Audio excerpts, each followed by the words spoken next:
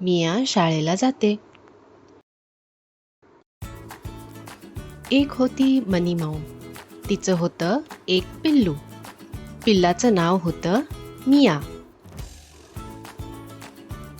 मिया आणि आई दिवसभर एकत्र असायच्या.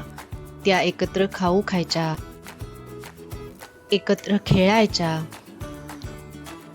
बाहेर फिरायला जायच्या आणि झोपायच्या सुद्धा. दोघींचा दिवस छान जायचा. एक दिवस आईने मियाला सांगितलं, मिया, उद्या तुझी शाळा सुरू होणार आहे. तिथे तुला अजून पिल्लं भेटतील आणि खूप छान खेळ खेळायला मिळतील. मियाचे डोळे मोठे झाले. आई, मला तुझी आठवण येईल. आईने मियाला जवळ घेतलं. मलाही तुझी आठवण येईल ग, पण शाळेत खूप मस्त मस्त गोष्टी असतात. गाणी, चित्र काढणं, घसरगुंडी झोपाळे, नवीन खेळ आणि नवीन मित्रमैत्रिणी.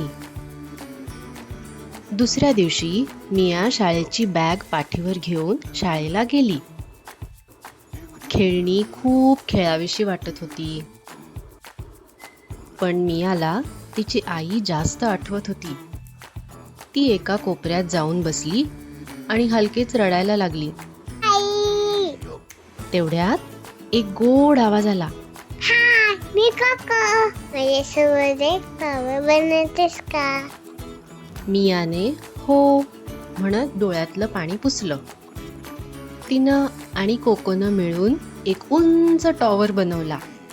मग एक मोठं इंद्रधनुष्य रंगवलं आणि एका मजेशीर गाण्यावर उड्या मारल्या, नाच केला. शाळा सुटल्यावर आई मियाला घ्यायला आली. आईने विचारलं, शाळेत मजा आली का? मिया हसून म्हणाली, हो, मजा आली. मला थोडीशी आठवण आली तुझी. मी थोडी रडले.